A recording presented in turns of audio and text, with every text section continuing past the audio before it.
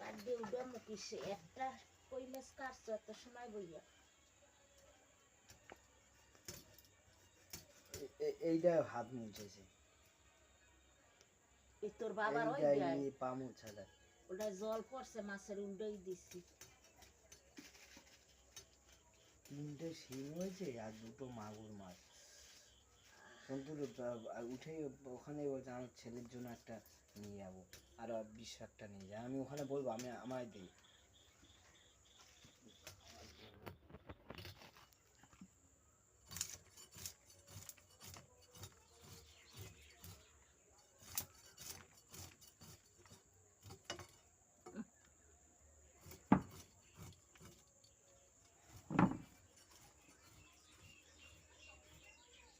ওই শিং মাছটার কাঁটা মারিয়ে দে আমারে ধরতে পারবো